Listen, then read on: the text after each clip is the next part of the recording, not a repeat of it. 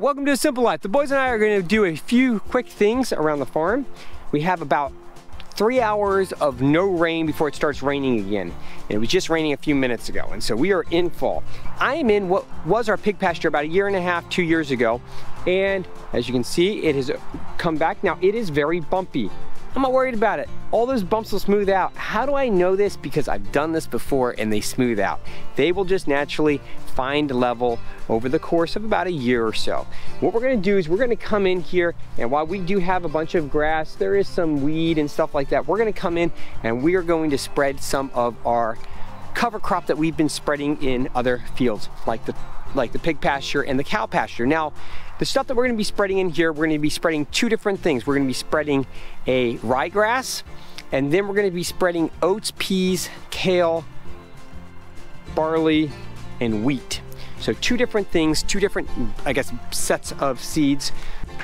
Very much like our last set of seeds, this has a nice mix. Let me see if I can find some kale. It's hard to find the kale. Oh, there it is. The kale is a very small little black dots right there. And I also want to preface, excuse my torn up old jacket. I'm using my torn up old jacket because I'm about to go hug some pigs. Then we have our rye. Here's our rye. It's a mix of rye. There's a little bit of wheat in there as well, but most of it's just rye. So what we're gonna do is we're gonna go through, we're gonna start spreading across the rest of the field. Where is Clay? Clay ran back to the house because I forgot my coffee and I forgot everything I need for doing the pigs. So I'm clearly not putting enough seed down to actually cover this whole area in this, what I'm calling like a cover crop. It's more of a grazed cover crop. So the density that I'm putting down is not really enough to create a perfect meadow, a perfect pasture. What I'm looking to do is actually create diversity in the field. And I've talked about this and I'm gonna keep talking about it. So this is about the density that we're looking for. And there's my hand. And you can see here's another spot, and that's pretty good. Now we got a couple peas in there. Push a little peas in, even though it's not gonna matter. And this area was torn up by a gopher. A gopher must have aerated the soil here, but this is kind of the density I'm looking for. I'm just looking for enough coverage to introduce new varieties to my pastures.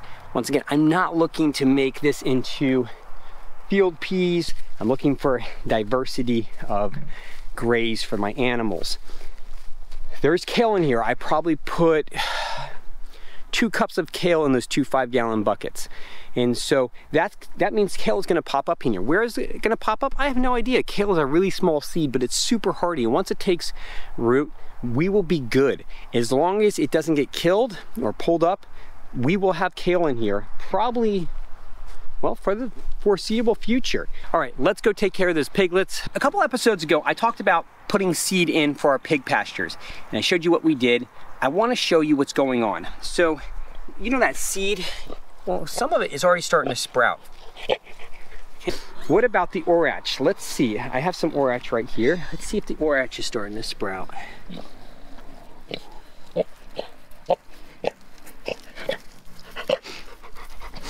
I'm not seeing the orach starting to sprout yet, but I just wanted to show you some of the seed is already starting to go and it's starting to sprout.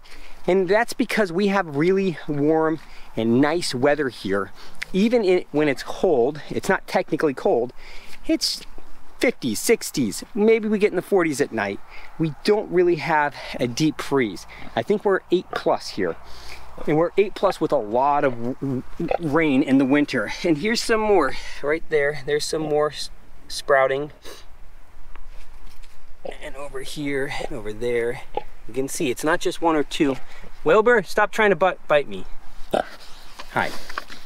Like that can looks good. Yeah, I put wheat, ryegrass, and orach in here. And so the orach is the only thing I haven't seen sprouting. I'm not surprised, it's a little different of a seed, but I bet you in the next week or 2, we'll come in and there will be sprouted orach in here. Hey Mama, how are you? Hey Norma Jean.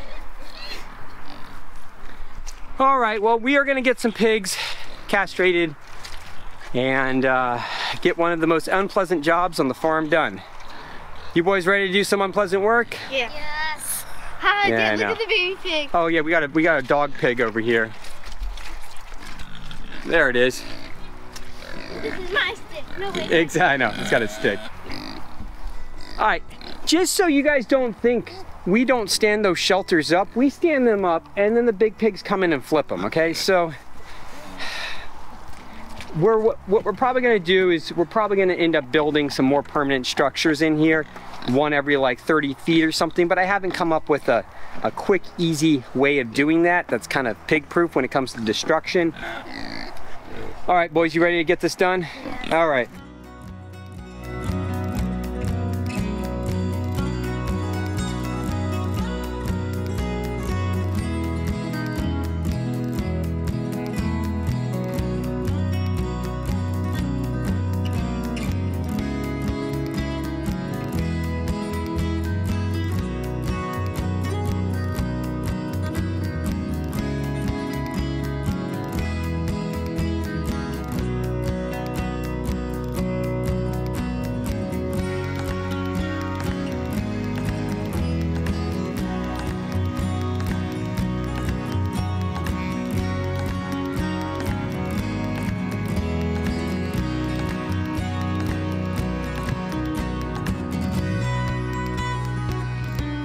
All 5 are done, and I want to show you something.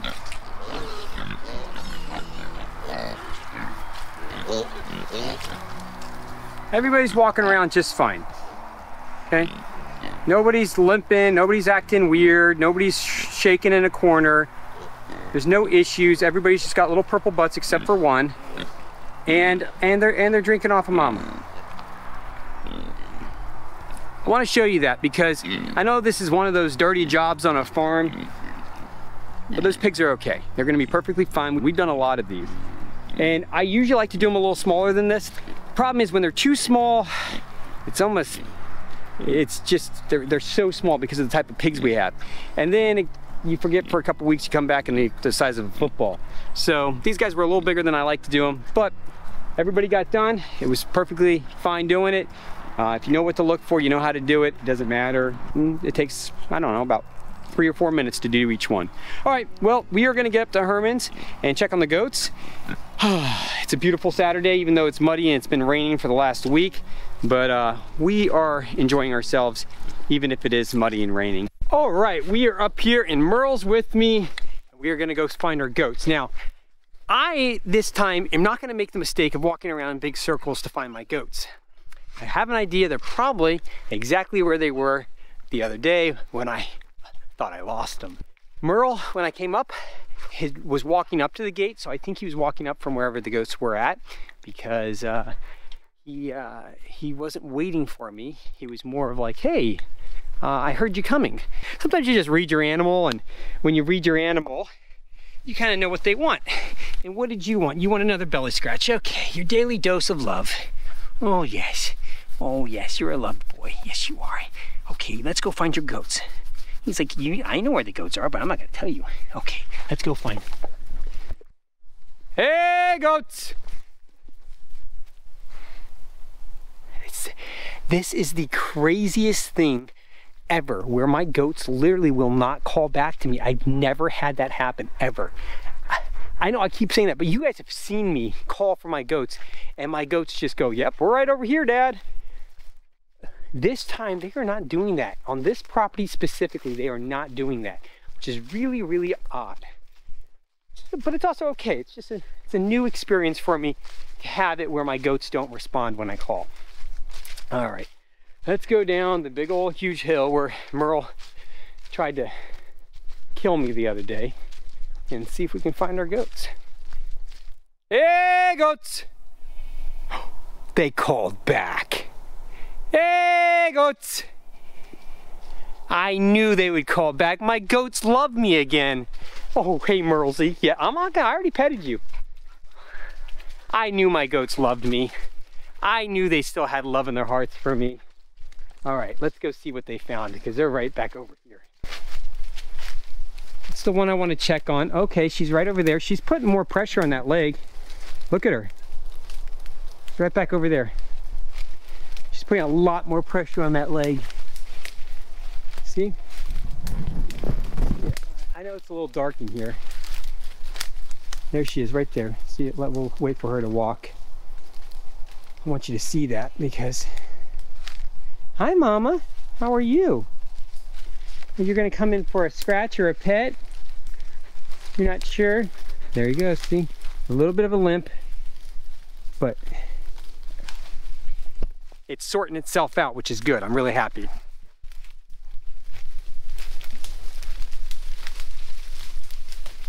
It also makes me think that it may have not been a thorn. It may have just been a sprained ankle. That's why sometimes I'm not so quick to go and just start prescribing and doing all kinds of stuff. Sometimes I just want to watch and wait and see. You know, I didn't see any real swelling on that ankle, and it just seemed a little warm, but nothing crazy. And because of that, I was really hesitant to start getting in there and start digging in through that hoof, because once I open that hoof up and I start, you know, digging in there, if I really dig down the side of it or try to find something, there's a good chance I introduce areas that potentially other stuff can get into and cause more infections. All right, well, goats are all here and they're happy. Hi, little guy. That's the little one. That's the little one I carried the other day. Let's keep an eye. I like watching all the little ones and make sure they're doing good and they're fluffy and happy. Nobody's limping or gimping.